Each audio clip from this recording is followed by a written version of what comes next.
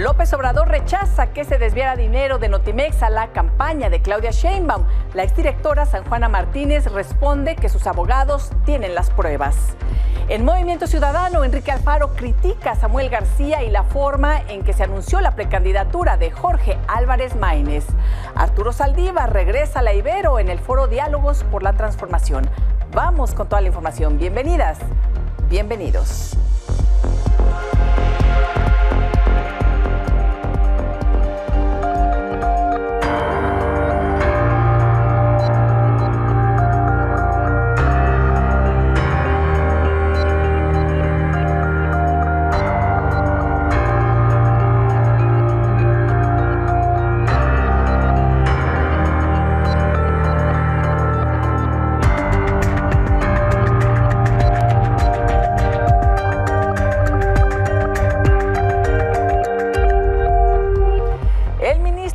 Arturo Saldívar adelantó que para el próximo sexenio perfila otra reforma, una reforma integral al sistema de justicia. Durante la inauguración de los foros Diálogos por la Transformación, instruidos por Claudia Sheinbaum, Saldívar explicó que se busca una reforma que toque al Poder Judicial Federal, fiscalías estatales y hasta comisiones de búsqueda de desaparecidos. Queremos una reforma que toque obviamente al Poder Judicial Federal, a los poderes judiciales de los estados, a las fiscalías, a las defensorías públicas, a la justicia familiar, a los medios alternativos de solución de controversias. Vamos con nuestra compañera Carla Guerrero, quien se encuentra en este foro Diálogos por la Transformación realizado en la Universidad Iberoamericana, aquí en la Ciudad de México. Carla, ¿cómo estás? Muy buenas noches.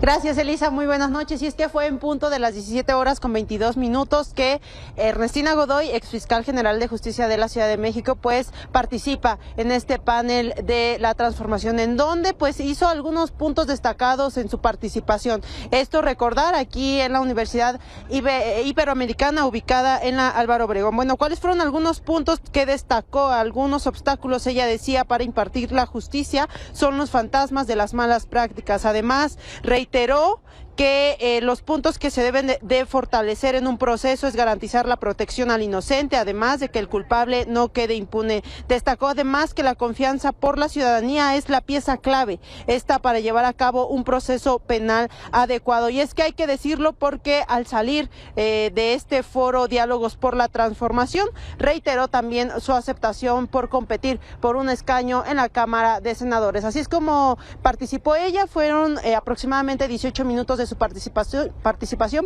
aquí en la universidad. Carla, muchísimas gracias por la información. Buenas noches. Seguiremos pendiente, Elisa. Muy buena noche. Bueno, y lo que es la vida, hace exactamente 2 años, en este espacio, le informaba de otro evento de la Ibero, en donde estaba también el ministro Saldívar. Ahí, los hijos de Alejandra Cuevas Murán, pariente político de Gertz Manero, le pedían al ministro que los escuchara, y la hija de Alejandra, Ana Paula, incluso se hincó frente al entonces ministro presidente para suplicarle la liberación de su madre. Hoy Arturo Saldívar, como lo escuchamos en este momento en nuestro reporte con nuestra compañera Carla, estuvo acompañado de una de las participantes que fue ni más ni menos que la exfiscal de la Ciudad de México, Ernestina Godoy. Hay que recordar también que Ernestina Godoy fue quien llevó a cabo toda esta fabricación de delito de la acusación que hacía el fiscal Gertz Manero en contra de su pariente político, y fue como encarceló de manera injusta a Alejandra Cuevas. Esto es lo que sucedía hace exactamente 2 años, un 10 de enero de 2022, allá en la Ibero también. No hay nada, ministro. ¿Dónde están las leyes? ¿Dónde está el abuso de poder que está teniendo mi mamá? 452 días. Si fuera tu mamá, ¿qué harías? ¿Qué harías? ¿Qué harías? ¡Justicia! ¡Libertad para Alejandra! ¡Por favor! Te suplico. Esto no puede seguir. Soy mamá de 3 hijos y estoy aterrada de criarlos aquí en México. aterrada de vivir en México, porque no existe nada, porque no existen las leyes, no existen los ministerios públicos, mi mamá no hizo nada. Te lo suplico, clemencia. Vea lo que estamos logrando, señor ministro, que nos tenemos que hincar para pedir que liberen a una mujer inocente. Ministro, hable, por favor. Bueno, hace 2 años exactamente, y hoy Arturo Saldívar y Ernestina Godoy juntos en la Ibero, en el mismo proyecto. Y, por cierto, ya nos decía Carla que dice sí, la exfiscal Godoy al Senado. El dirigente nacional de Morena, Mario Delgado, dijo que la exfiscal de Justicia capitalina, Ernestina Godoy, se aceptó participar en la encuesta de Morena para ocupar este escaño por la Ciudad de México en el Senado. Y añadió que Ernestina Godoy y Omar García Harfuch serían una pareja extraordinaria para ir al Senado. Ayer felicité a Ernestina y me dijo sí me interesa, lo cual yo celebro y les anuncio que la vamos a incorporar a la encuesta de la Ciudad de México para definir la segunda fórmula, porque la primera fórmula ya está ocupada por Omar García Harfuch. La segunda fórmula corresponde a mujer. Parece que sería una pareja extraordinaria para ir al Senado.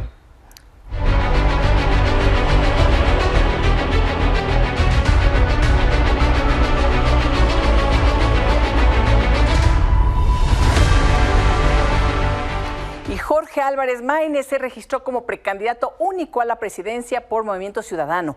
Armando Martínez nos tiene la historia. Arropado por la plana mayor de Movimiento Ciudadano, este miércoles Jorge Álvarez Maínez se registró como precandidato presidencial del Partido Naranja, por lo que se declara su procedencia como precandidato de Movimiento Ciudadano a la presidencia de los Estados Unidos mexicanos. Desde temprano, la dirigencia respaldó al zacatecano. Su trabajo excelente, su formación académica, su liderazgo, su don de la palabra, su congruencia y además de los cuadros de mayor trabajo al interior de Movimiento Ciudadano. El gobernador de Nuevo León, quien le cedió la estafeta al hoy precandidato, le mandó un mensaje a lo que llamó la vieja política, a los del PRIAN. Se les olvidó que aquí somos un equipo, somos una familia, que no hay individualismo, sino un colectivo que tiene una plataforma, que tiene una forma de pensar. Entre gritos de presidente y aplausos, Maínez fue ungido y aseguró que en 3 meses le dará la vuelta al panorama electoral. Lo nuevo es decirle a la gente que si les estamos ofreciendo que va a haber un cambio, que México puede ser distinto, que México puede tener un mejor futuro, es porque actuamos con congruencia. Sin embargo, quien no celebró fue el gobernador de Jalisco, Enrique Alfaro, quien criticó la designación y afirmó en la red social X que quieren usar la idea de lo nuevo para disfrazar lo absurdo. No obstante, el llamado Grupo Jalisco, integrado por el candidato a la gubernatura Pablo Lemus, el coordinador de MC en el Senado Clemente Castañeda y la candidata a la alcaldía de Guadalajara Verónica Delgadillo, respaldaron al zacatecano, quien decidió no entrar en polémicas.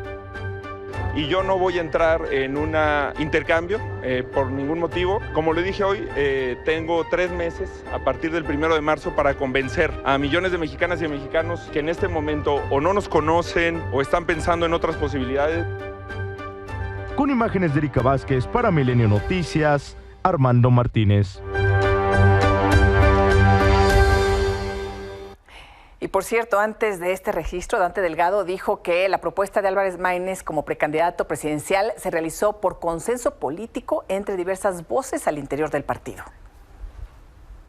No es una designación del gobernador, se construyó un consenso, se escuchó y atendió a las fuerzas políticas más representativas del Movimiento Ciudadano. También fueron consultados de manera directa el candidato a gobernador Pablo Lemus, nuestro coordinador parlamentario en el Senado y otras personalidades muy relevantes del Movimiento Ciudadano, independientemente de que la responsabilidad en términos de la convocatoria corresponde a la Comisión Operativa Nacional. Gibran Ramírez, quien fue fundador de Morena y simpatizante del presidente López Obrador, hizo una aparición en la Comisión Permanente de Movimiento Ciudadano previo al registro de Jorge Álvarez Maínez. El académico y comentarista político habló y se tomó fotografías con Dante Delgado y con Samuel García. Así, Gibran. Claudia Sheinbaum rechazó que con la incorporación de Álvarez Maínez a la carrera por la presidencia surja otro proyecto. Aseguró que solo hay dos. Faltaba un candidato. Es hombre, es el único candidato hombre, es tiempo de mujeres. Nosotros siempre hemos hablado de que hay dos proyectos en disputa. No son tres, son dos. Regresar al pasado o continuar con la transformación del país. Y la gran mayoría del pueblo de México quiere que continúe la transformación. Y Gerardo Fernández Noroña arremetió contra Movimiento Ciudadano y Álvarez Maínez los calificó de farsantes y jóvenes decrépitos. Movimiento Desahuciado ha votado todo con el bloque de la derecha. Votó en contra de la ratificación de Ernestina Godoy. Están de aquel lado. Son unos farsantes. De jóvenes no tienen nada, son jóvenes decrépitos, son jóvenes corruptos, son jóvenes... Sí, hombre, Álvarez Maínez viene del PRI, o sea, yo respeto, no importa de dónde vienes, sino importa el compromiso que tengas, pero hay quien sigue representando lo mismo. Y el presidente López Obrador defendió a Claudia Sheinbaum, así como a la secretaria de Gobernación Luisa María Alcalde y del Trabajo Marat Bolaños. Esto luego de que la exdirectora de Notimex, San Juana Martínez, los señaló de haber pedido al menos 20% de la liquidación de los trabajadores de Notimex para la campaña de Claudia Sheinbaum. Que no es cierto, que conozco muy bien al secretario del Trabajo, está aquí, Marat, es un hombre con convicciones, con ideales. Desde luego conozco a la secretaria de Gobernación, Luisa María Alcalde, una mujer con principios, con ideales, honesta, incorruptible, y conozco pues a Claudia. Yo respeto mucho, ¿no?, lo que dice esta compañera, pero no comparto. Somos libres y nosotros no censuramos a nadie, por encima de todo está la libertad, no puede haber mordaza. ¿Le pedirá usted que pruebe estos dichos? Sí, además, si tiene pruebas. No estoy yo limitando libertad de expresión.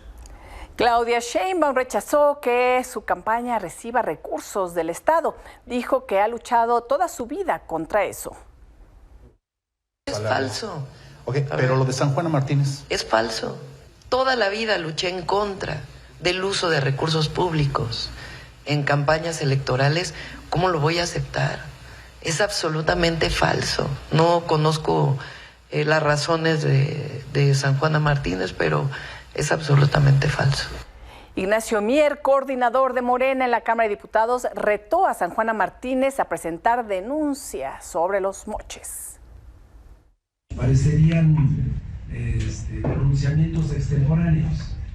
Si es que fueron ciertos, en su momento lo pudo haber hecho por consistencia, por congruencia consigo mismo, lo pudo haber hecho en su momento.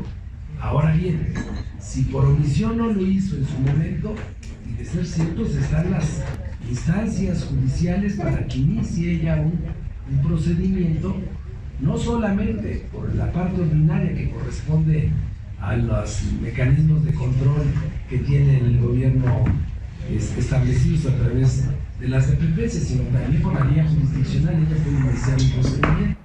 Y San Juana Martínez respondió a la Secretaría del Trabajo y al presidente López Obrador. Miren este mensaje en sus redes, escribió: me pide el presidente López Obrador que muestre pruebas de las liquidaciones ilegales al extinto Sindicato Único de Trabajadores de Notimex, asesorado por Arturo Alcalde, padre de la secretaria Luisa Alcalde, y sobre las demás irregularidades, con mucho gusto, las tienen mis abogados que preparan las denuncias. Y el Senado tiene hasta el 12 de enero para informar a la Suprema Corte de Justicia de la Nación si ya cumplió con la sentencia que le ordena designar a los comisionados faltantes del INAI. En conferencia de prensa, la comisionada Blanca Lilia Ibarra dio a conocer que la ministra presidenta Norma Lucía Piña pidió al Senado que le informe sobre el acatamiento de esta sentencia.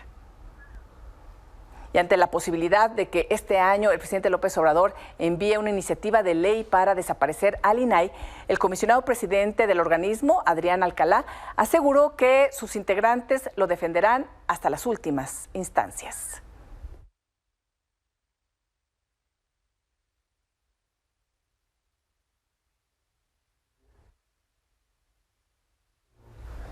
Y este miércoles, Sergio García Ramírez, profesor emérito y miembro del Instituto de Investigaciones Jurídicas de la UNAM, falleció a los 85 años de edad.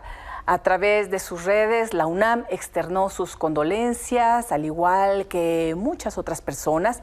La UNAM señaló: la Universidad Nacional Autónoma de México lamenta el fallecimiento del doctor Sergio García Ramírez, notable jurista del México contemporáneo, muy distinguido universitario y profesor emérito de la Facultad de Derecho de esta casa de estudios, y se une a la pena que embarga a sus familiares y amigos. Además de doctor en Derecho, Sergio García Ramírez fue juez y presidente de la Corte Interamericana de Derechos Humanos, además de consejero electoral en el entonces Instituto Federal Electoral. Desde aquí, un abrazo a su esposa Carmen Valles, a familiares y amigos. Descanse en paz, don Sergio García Ramírez. Una pausa y volvemos. La Guardia Civil de San Luis Potosí capturó a exmilitares por portación de armas. Gerardo Duque, muy buenas noches, ¿cómo estás? Gerardo. Elisa, un placer saludarte. Como siempre, me encuentro sobre el Boulevard México Laredo en Ciudad Valles. A mi espalda se encuentra la subsede de la Fiscalía General de la República, aquí con el dominio, aquí en la Huasteca, y precisamente hasta este sitio es a donde fueron trasladados esta tarde, ya tarde-noche, los 4 detenidos minutos antes en el municipio de Tanquianes, ya hacia la zona Huasteca Centro, Tanquián, en la salida que va hacia el vecino municipio de San Martín. Allí fueron aprehendidos luego de que un grupo de reacción de la Guardia Civil Estatal advirtió la presencia de una camioneta de lujo, doble cabina, que se trasladaba a alta velocidad y además con vidrios polarizados. Les marcan el alto y al descender estas 4 personas, pues estaban evidentemente armadas con armas tipo escuadra.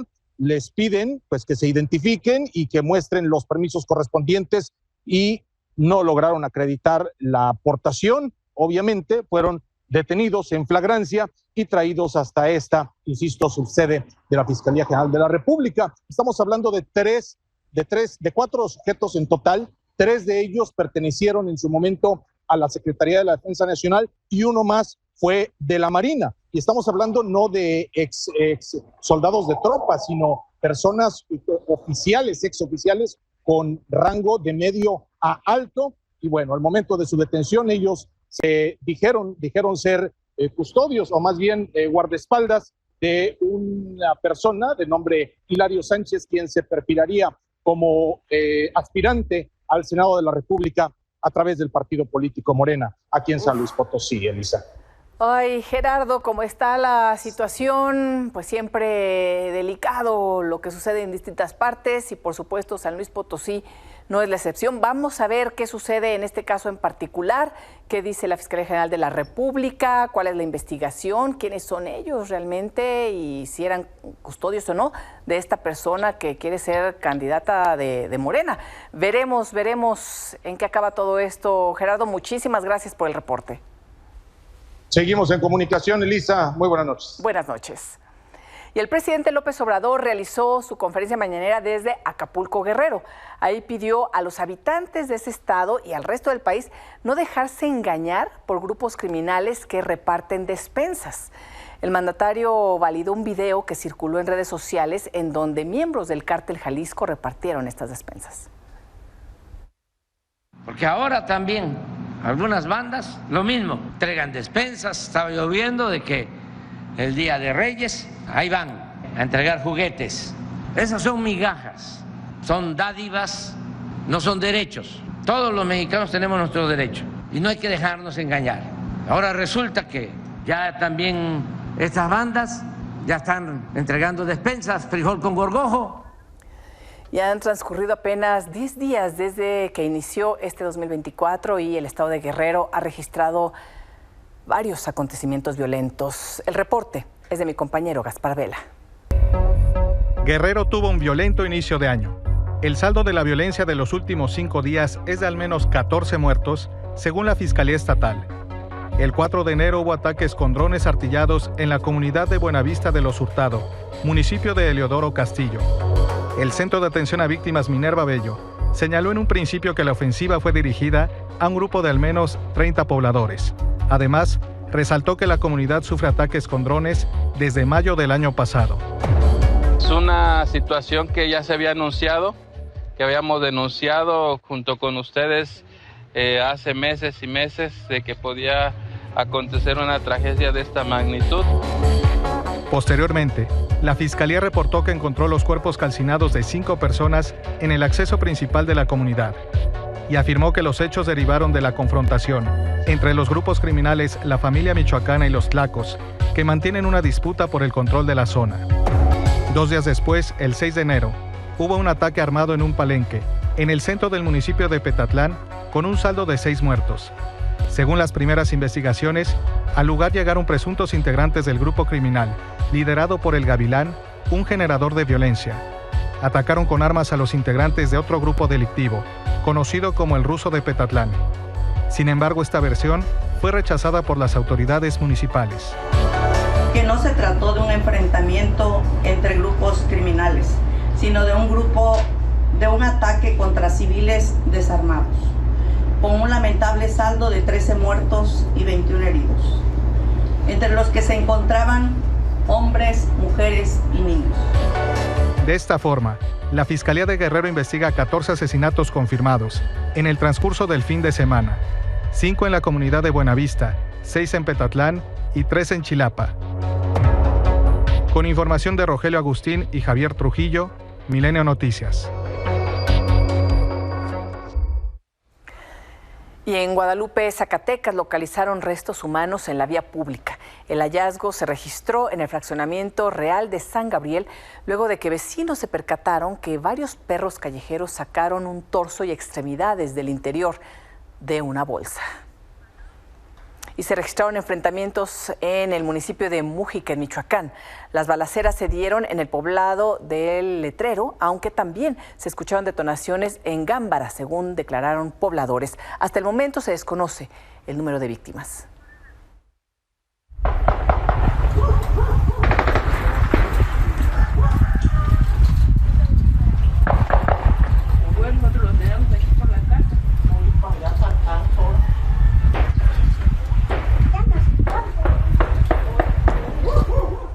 La Fiscalía de Baja California rescató con vida a un empresario del ramo transportista que fue secuestrado el 18 de diciembre del 2023. E igualmente capturó a 2 de los presuntos secuestradores. Marilena Andrade Ramírez, fiscal de Baja California, informó que por la víctima se exigían $130,000 de rescate, al parecer producto de una deuda. Fue que se dio con el paradero de estas personas, Jorge N., el cual cuenta con antecedentes por robo y narcomenudeo, y Viridiana N., la cual cuenta con antecedentes por narcomenudeo. Una vez detenidos, estas personas se les encontraron unos paquetes de droga en su poder. Elementos de la Guardia Civil de Tecámac rescataron a un joven secuestrado tras una persecución en el que 5 personas resultaron detenidas. Osvaldo Müller nos tiene los detalles.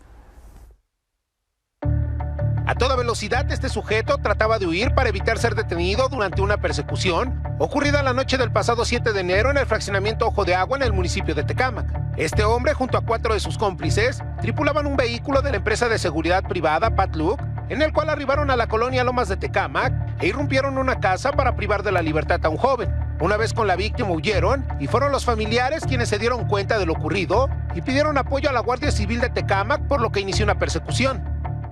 La persona que nos estaba haciendo el reporte nos lo señala y nos dice, ese es el vehículo que se llevó a mi hermano. Entonces nosotros, por medio de nuestro centro de mando, pedimos el apoyo para las otras unidades de la zona nos apoyaran en la persecución. Los monitoristas del centro de mando comenzaron el seguimiento del automóvil de los presuntos secuestradores y coordinaron a las unidades en tierra. Las patrullas fueron siguiendo el coche y al llegar al bulevar Ojo de Agua, le cerraron el paso, detuvieron a 4 de los presuntos secuestradores y segundos después al conductor que trató de escapar. Además, lograron liberar al plagiado. Yo detengo a 2 personas, libero al que venían en el vehículo y el chofer es el que empieza la huida y un compañero fue tras él. En esta acción, 3 unidades oficiales fueron dañadas. Por estos hechos, Owen, Juan, Moisés, Omar y Jesús N. quedaron a disposición de la Fiscalía Regional de Tecámac, autoridad que determinó ingresarlos al penal de Chiconautla por la presunta comisión del delito de privación ilegal de la libertad. Imágenes de Hermidio Serrano, Osvaldo Müller, Estado de México.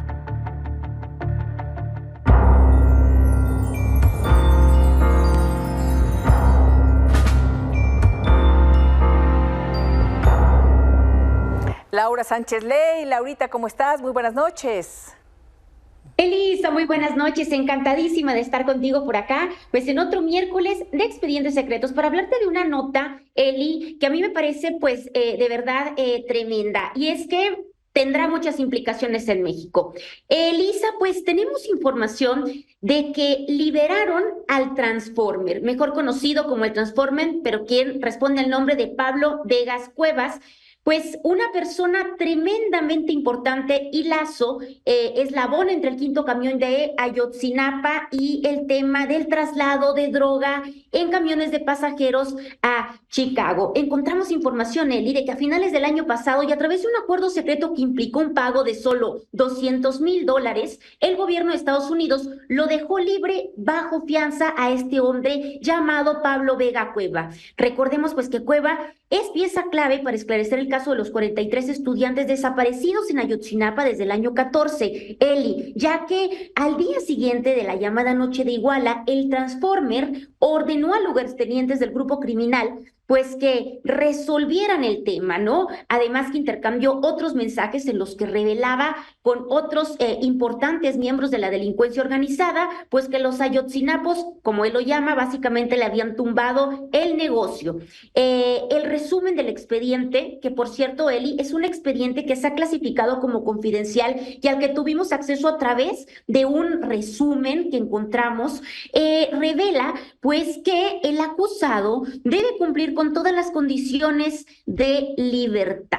Es decir, él tiene que pues estarse reportando probablemente con las autoridades de Estados Unidos.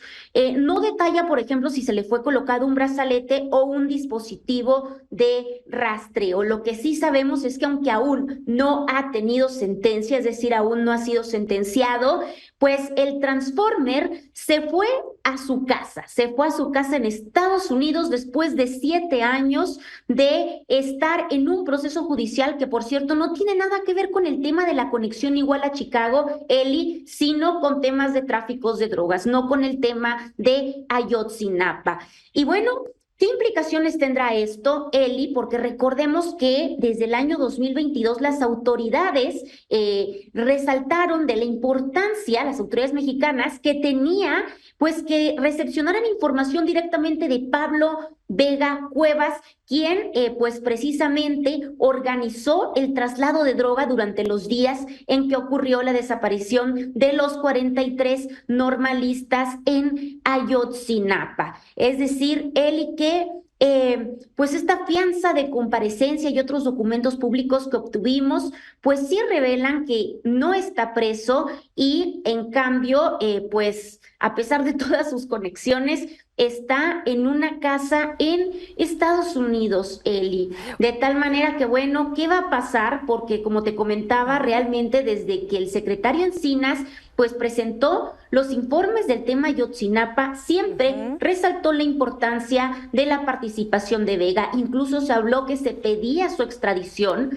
se habló de la extradición de Vega y también recordemos que le pidió directamente al Departamento de Estado los expedientes de Guerreros Unidos y particularmente de Pablo Vega Cuevas. Así que ahora, pues a pesar de las peticiones del gobierno mexicano y que el mismo presidente Andrés Manuel López Obrador pues habló de esta liga y dijo que se le iba a pedir al gobierno estadounidense, pues Pablo Vega pues no sabemos su paradero, ni tampoco sabemos exactamente las condiciones con las que pactó con el gobierno norteamericano, Eli, este regreso a su casa y esta salida de prisión. Ese pacto del cual no sabemos, Laurita, ¿podría contemplar ser testigo colaborador allá en Estados Unidos por los casos que allá se están investigando, que como repetimos no es el caso de los normalistas de Ayotzinapa, pero que está conectado con lo que le sucedió a estos jóvenes con la desaparición de los normalistas? Eli, eso es totalmente seguro. A lo largo de estos años, la Fiscalía ya reveló que el Transformer ha estado cooperando con ellos. Además que tenemos un antecedente que nosotros ya presentamos en este espacio, me parece que el año pasado, y es que todos los demás cómplices del cártel de Guerreros Unidos en Illinois ya pactaron y la mayoría de ellos están libres, Eli. Entonces, pues es obvio que las autoridades norteamericanas, pues realmente la información que el Transformer les pueda aportar en el tema de trasiego de drogas y de desarticulación de organización de la delincuencia organizada es lo que importa, Eli. Yo creo que el tema de Ayotzinapa, pues es tema de otro país y a lo mejor pues ya se cumplió cuando entregaron estos informes a los que hemos tenido acceso, que son información pública realmente, Eli, que bueno, entregaron al gobierno mexicano y forman parte del último informe precisamente que presentó el exsecretario Encinas. Muchísimas gracias, Laurita. Muy buenas noches. Eli, muchísimas gracias. Linda noche. Una pausa y volvemos.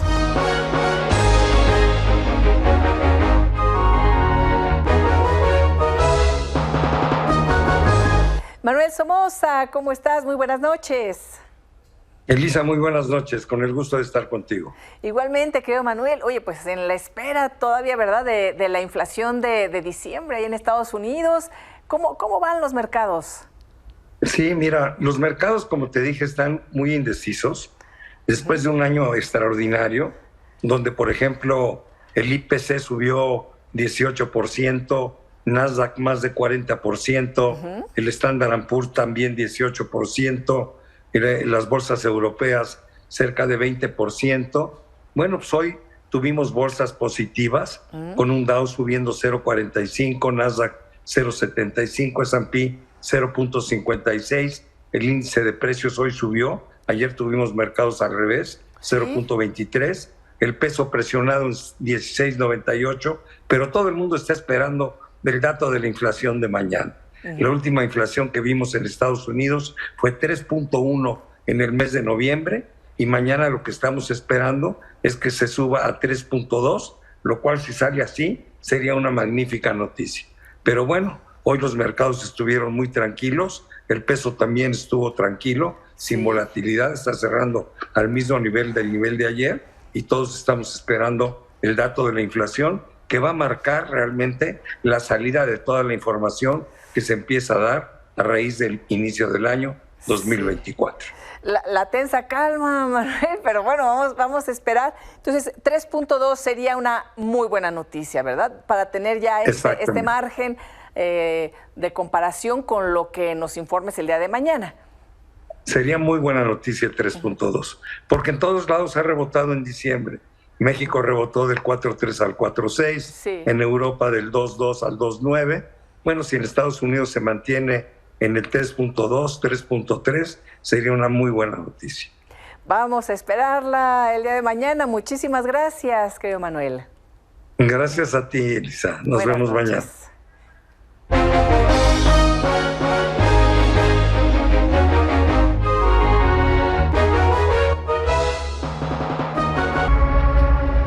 Y Ecuador amaneció este miércoles con fuertes operativos, además de la presencia de militares en las calles, tras la tarde violenta que vivió ayer y que dejó 10 personas muertas y 70 detenidos, tras declararse estado de excepción.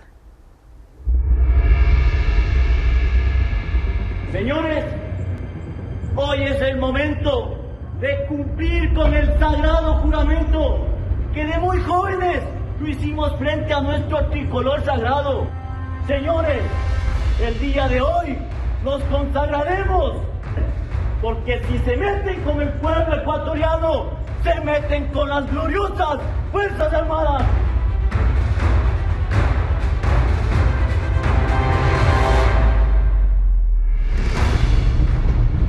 ¡Quémalo, esto hijo de puta! ¡Quémalo!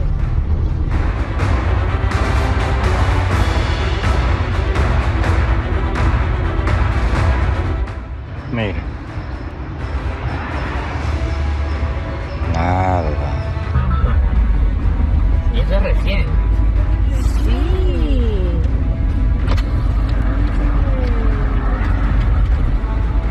¿Qué pasó? Sí. Cuando vinieron me echaron gasolina y me prendió el carro. Sí. ¿Una moto? Sí, una moto que se fue para allá. ¿Cómo iban vestidos?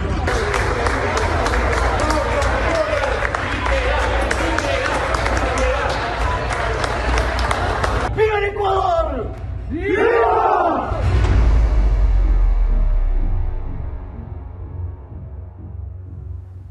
El presidente Daniel Noboa aseguró que su país se encuentra en estado de guerra por las acciones protagonizadas por bandas del crimen organizado. Anticipó que no piensa negociar ni ceder ante estos grupos considerados como terroristas y ligados al Cártel Jalisco Nueva Generación y al Cártel de Sinaloa. Informó que planteó a Colombia la deportación de 1.500 presos como parte de las medidas adoptadas en el conflicto armado interno. Y un total de 139 trabajadores penitenciarios fueron tomados como rehenes en 5 cárceles de Ecuador, confirmó este miércoles la Agencia Estatal Penitenciaria denominada Servicio Nacional de Atención Integral.